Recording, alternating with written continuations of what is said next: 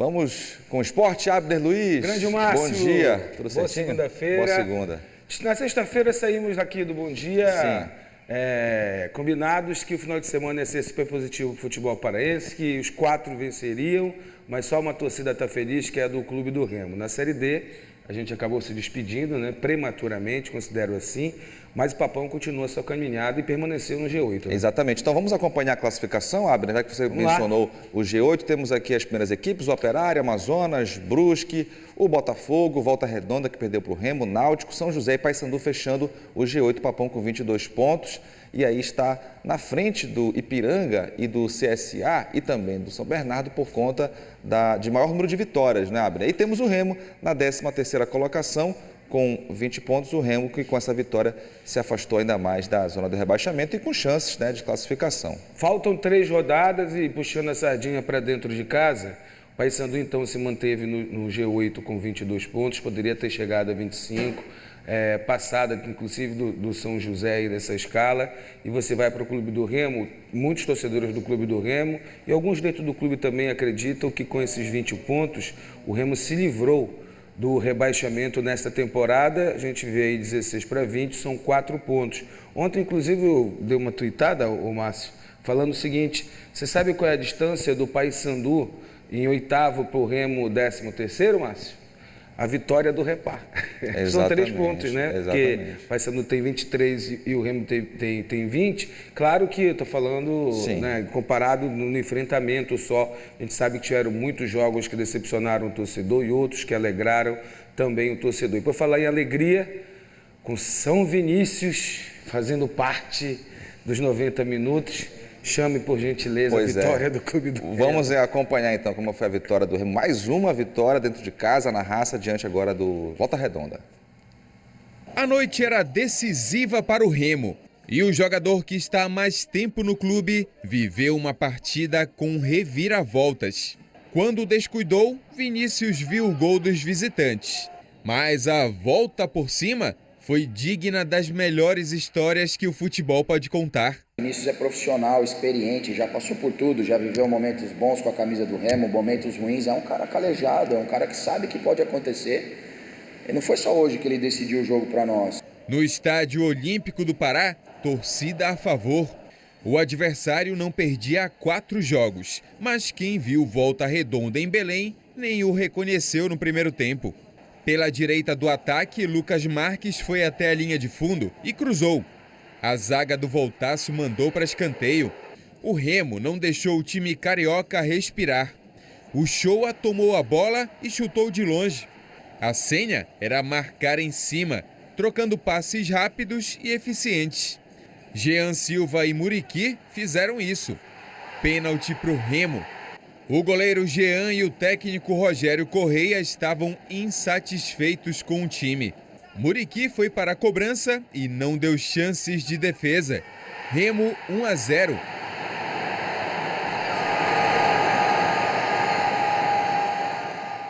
Renanzinho pela esquerda mostrou que o Leão queria mais.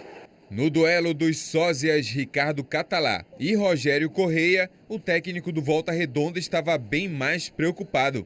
Por vezes, o time dele estava assim, totalmente no campo de defesa. O Remo chegou a ter 75% de posse de bola nos 15 primeiros minutos.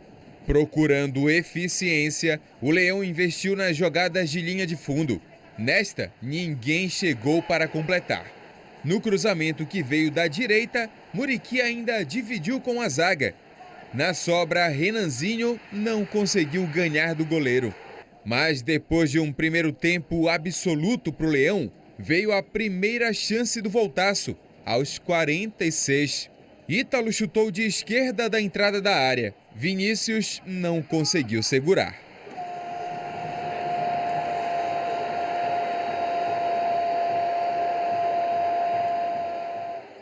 Mas o Remo voltou do intervalo ligado no que precisava, a vitória. Richard Franco pegou a sobra, quase o segundo do Leão. O Volta também estava mais esperto. Na resposta do time carioca, a chance clareou muito para Caio Vitor. Mas olha o chute do camisa 10. O Leão foi para cima com Lucas Marques. Ele bateu cruzado e Jean defendeu bem. Quando o Muriqui chutou, o goleiro pegou de novo. Mas após escanteio na área, Diego Ivo nem se esforçou muito para fazer o 2-1.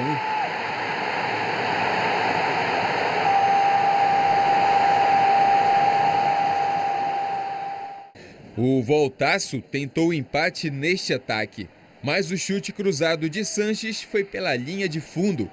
Em outra tentativa, Vinícius dessa vez defendeu de forma segura a investida carioca.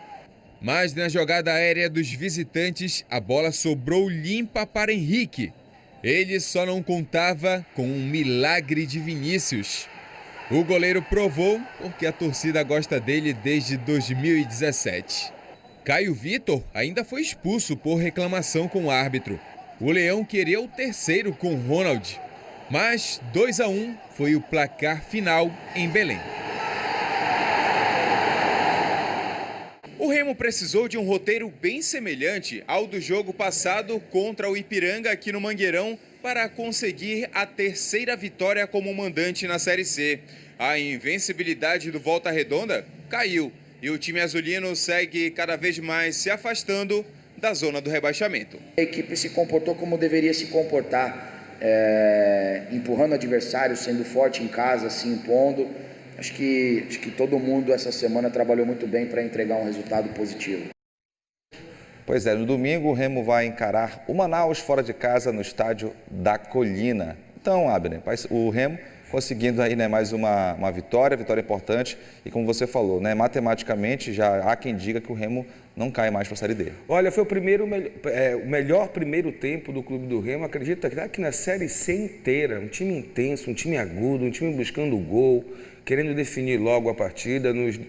Nos 13 primeiros minutos, o Remo já tinha feito 6 finalizações e no primeiro tempo uma finalização só fez o time adversário, que acabou saindo o gol na falha do goleiro Vinícius, que dizem que no futebol você falha no domingo e se recupera na quarta, né? No caso do Vinícius, ele falhou no primeiro tempo e se recuperou no segundo, nessa bola que bateu no seu rosto e acabou livrando o Remo de um empate dentro de casa, que seria bastante frustrante. Se você for ver os dois últimos jogos do Clube do Remo que foram em casa, o Remo poderia muito bem ter saído com 2 empates pela oportunidade que as equipes tiveram no final do jogo, mas que parece que o vento acabou batendo, começa a bater a favor pelo lado do Clube do Remo nesse finalzinho de temporada, no caso, na Série C, mas vivendo sim o sonho ainda matemático de fazer 29 pontos, ganhar as 3 próximas partidas, e aí a gente está falando do Manaus fora de casa, está falando seguidamente do CSA fora de casa e no final fecha com Altos em Belém. Então são esses os 3 jogos do Clube do Remo, que não vou falar vou falar bons ventos, né? Não vou falar sorte. Quando a gente fala sorte no futebol, tem muita gente que diz que é só sorte e não competência, e fazer 2 gols na presença do seu torcedor e garantir a vitória contra uma equipe que vem forte nessa Série C, que é o Volta Redonda, tem que ter alguma coisa de competência. Agora, Márcio, ficou muito claro que o Catalá, ele conseguiu escalar a melhor equipe que ele teria ali para botar em campo. Eu, pelo menos, aprovei a escalação que o Catalá fez, porém, fica claro também que esses jogadores mais robustos, que entregam mais tecnicamente, principalmente, estão muito fora da condição física ideal para quem está numa final de primeira fase da Série C do Campeonato Brasileiro. Richard Franco saiu prematuramente porque pregou fisicamente.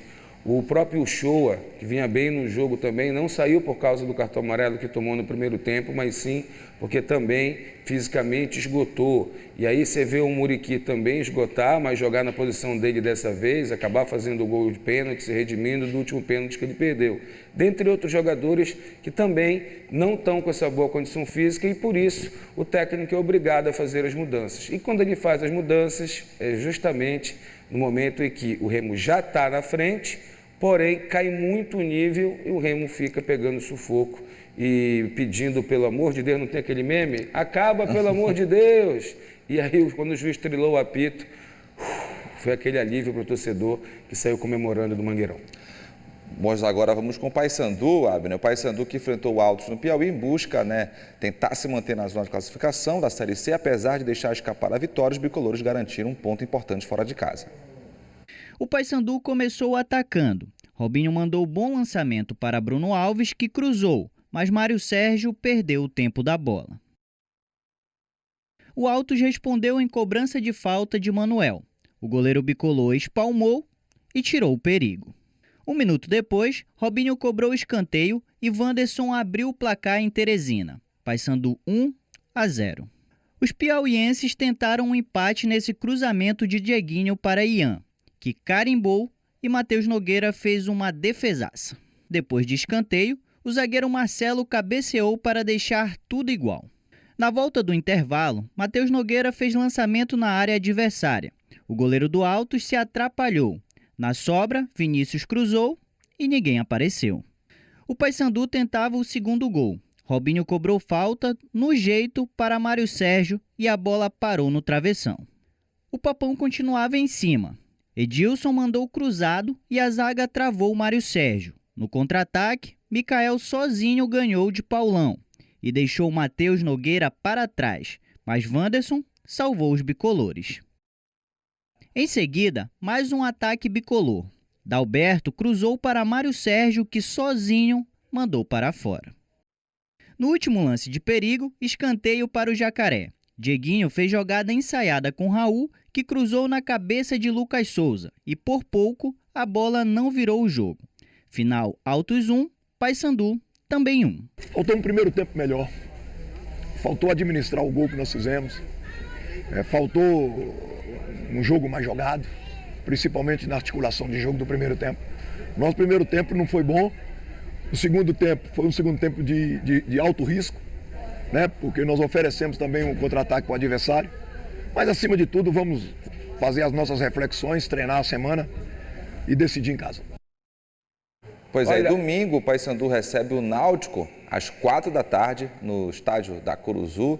Aí, Abner, o Paysandu teve chance de vencer essa partida, né? Não conseguiu a vitória. E de perder também, né? Você viu aí no lance final aí.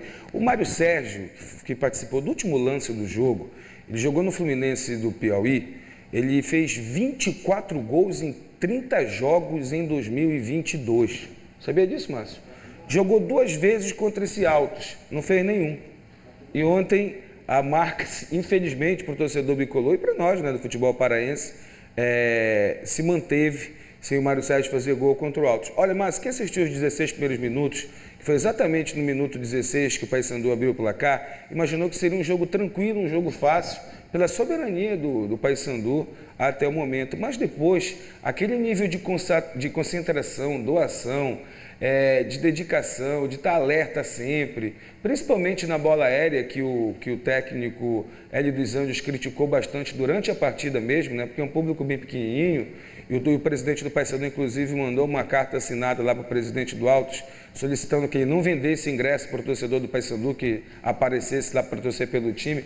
Eu já vi o presidente de clube dar até ingresso, mas mandar uma carta para não deixar o torcedor dele assistir o jogo é a primeira vez. Enfim, aborreceu muito o técnico Hélio dos Anjos, que na coletiva de imprensa, além de reclamar do forte calor, reclamar do gramado que ele chamou de muito ruim, ele disse que, aí, praticamente no final da fala, ele disse, olha, definitivamente não jogamos bem, a gente não pode aceitar um gol desse que nós tomamos, de falha individual e tudo bem. Em relação ao gramado e o clima, só tem um jeito, subir para a Série B, que aí ele vai pegar melhores gramados e tudo mais, uma logística melhor.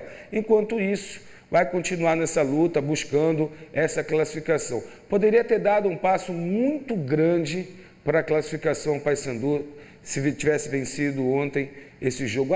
Mas era fora de casa, situação ruim e tudo mais de viagem, de logística, porque ó, quem joga em Natal, quem joga em Alagoas, quem vai jogar no Piauí, Maranhão não, que você faz uma linha rapidinha, uma linha reta.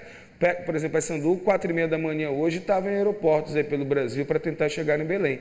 Então é bem complexo realmente, não justifica, porque a gente tem visto que o Paysandu tem feito dentro de campo e nos últimos 2 jogos, que foram 2 jogos fora de casa, foram 2 empates. É muito melhor, Márcio, perder um e ganhar outro do que empatar 2, né? Pois é, agora vamos com a Série D, Abner, porque o final de semana foi péssimo, né, para as equipes paraenses. A Turma jogou contra o Maranhão no jogo da volta, na segunda fase, e olha que não faltou apoio da torcida, mas a Lusa perdeu no tempo normal e decepcionou nos pênaltis. A repórter Juliana Alvarez acompanhou e conta como foi. No meio da torcida Cruz Maltina, um torcedor de cabelo verde chama a atenção. A produção especial levou 1h30 para ficar pronta. O rapaz do salão foi na residência fazer homenagem à Tuna, em homenagem à torcida aí, ó. Aos 90 anos de idade, seu João foi mais discreto. Tem que apreciar a Tuna, tem que pensar, ver o que é Tuna mesmo. Com o alambrado cheio, a partida começou. A primeira jogada perigosa foi do MAC e veio de fora da grande área. Pela Tuna, Pedrinho também tentou de longe, mas nada feito. Depois foi Samuel que assustou o Moisés. Na volta do intervalo, Passira tentou o gol com um chute de perto da pequena área. A chance Cruz Maltina veio na cobrança de falta, mas a bola subiu demais. Passira fez nova investida e Rafael defendeu. Até que outro Rafael, o do MAC, furou a defesa da Tuna e mandou para o fundo da rede. 1-0 para o Maranhão.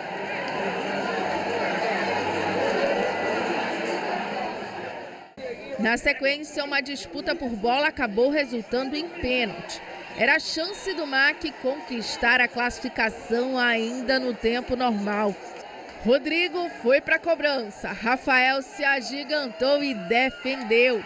A partida já estava nos acréscimos quando o Dedé fez falta no Passira e acabou expulso. No placar agregado, o jogo estava empatado em 3-3, então a vaga para as oitavas de final foi decidida nos pênaltis. Nick abriu as cobranças e marcou para a Tuna. Pelo MAC, Leone também fez. Paulo Rangel cobrou e converteu. Passira deixou tudo igual.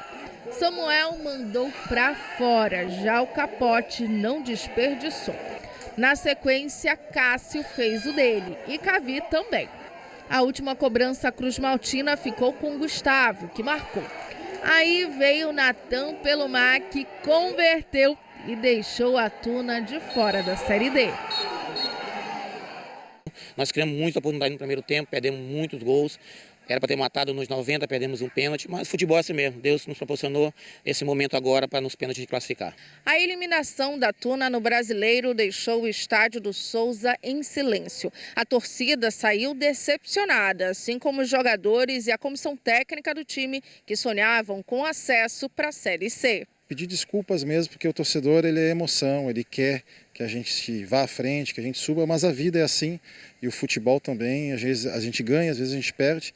Hoje, por merecimento, o MAC passa a próxima fase.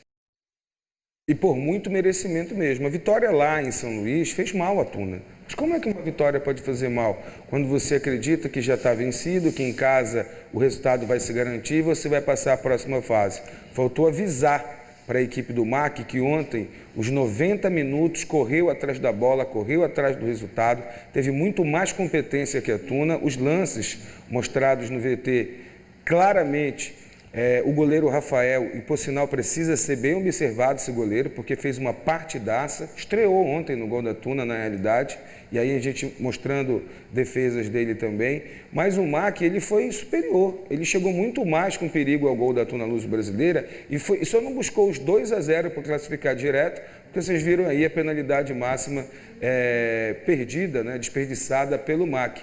Pênalti esse que desperdiçado que não ocorreu nas cobranças, né? O MAC acabou marcando os cinco pênaltis e a Tuna com o Samuel, infelizmente, acabou perdendo. Um bom público no Souza, foi uma tarde que tinha tudo para ser festiva, com a bandinha e tudo mais, mas infelizmente, além da desclassificação, a Tuna Luso Brasileira não terá divisão no futebol brasileiro no ano que vem. Mesma situação que a gente acompanha, infelizmente, a eliminação foi do Águia. O Águia foi até Fortaleza, encarar o Atlético Cearense. Os donos da casa eliminaram o Azulão da Série D e com goleada. Vamos aos gols. Aos 25 minutos do primeiro tempo, depois de cruzamento na área do Azulão, o Everton Potiguar abriu o placar do jogo. Atlético Cearense 1-0. No segundo tempo, depois de escanteio, Digão marcou o segundo dos cearenses. Em seguida, a zaga do Águia vacilou e Dindê na raça fez um golaço. Final, Atlético Cearense classificado 3, Águia de Marabá eliminado 0. E o campeão paraense sucumbiu, Márcio, mas essa tragédia estava anunciada para quem assistiu o jogo em Marabá, o pálido, né, insosso também, 1-1, e com uma condição da equipe adversária mostrar que tinha o que entregar dentro de casa, né? E uma outra situação que atrapalhou o campeão paraense, no caso o Azulão de Marabá, o Águia, foi a saída do seu técnico, que tinha esse time na mão, algumas peças também perdidas, quando repôs, não com a qualidade que se esperava, mas o Águia ano que vem vai tentar de novo na Série D, já que ele teve a garantida por ser um dos representantes do Pará para ter sido campeão paraense, Márcio. Infelizmente fim de linha, né, na Série D, mas Série C temos chances ainda. Daqui a pouco você volta comentando aí o que Remo Paysandu tem que fazer nos próximos 3 jogos para conseguir essa classificação. Faltam 3 rodadas, seu Márcio. Coração forte e foco nos resultados. Voltamos já. Maravilha. Valeu, Abner. Até daqui a pouco. Vamos então ao segundo tempo do esporte, começando pelo Remo, né, Abner? Rapaz, o Remo no sábado conseguiu mais uma vitória em casa, algo inédito na Série C até agora, porque esse foi o problema do Remo, viu, Márcio? Na temporada, poderia muito bem estar em segundo. Inédito, no caso, 2 vitórias seguidas, né? 2 vitórias seguidas. Não conseguiu isso durante toda a Série C. O problema foi esses jogos dentro de casa. Mas, de novo, com a presença do torcedor, numa expectativa e um sofrimento até o final, o Remo consegue essa vitória que o deixa vivo, né, na esperança ainda, porque segundo os matemáticos experientes em Série C, 29 pontos pode dar a condição de classificação. O Remo chegou ao 20º ponto, está ali no meio da tabela, deu uma afastada aí da zona do rebaixamento e tem 3 jogos a fazer. 2 fora de casa e 1 em casa. O próximo em Manaus, depois vai rever o seu ex-técnico lá no CSA e também fecha em casa contra o Altos, que foi adversário do Paysandu ontem, mas daqui a pouco a gente comenta sobre isso. Certo é que ainda vive essa expectativa, mas muitos também já apontam um alívio, né, de não cair para uma Série D no próximo ano, Márcio. Mirar na parte de cima, quem sabe, né, Abner? O jogo mais difícil talvez seja o do CSA, né? Mas enfim, todo jogo é decisão agora, né? Na Série C fica até difícil dizer qual é o jogo mais difícil, o jogo mais fácil, porque a gente vai falar do Paysandu agora, e quem assistiu os primeiros 16 minutos, inclusive foi no 16º minuto que o Paysandu abriu o placar, acreditou numa vitória até tranquila do Paysandu, pegando uma equipe da zona de rebaixamento, uma equipe em crise, e no jargão popular da bola, né, Márcio? Às vezes fica meio ofensivo, mas um time ruim. Essa pode ser a frase assim. Baixa qualidade técnica, né? Para não ser tão ofensivo, né? Pois é, Márcio, não é o que você fala, é como você fala, né? O Abner é feio. Não, ele não goza de uma boa beleza, né? Podemos dizer assim. Ontem, o futebol do Paysandu não gozou de uma boa beleza. O próprio técnico pós-jogo disse, olha, não podemos pegar esse gol da forma que pegamos, acho que não tivemos tão concentrados quanto.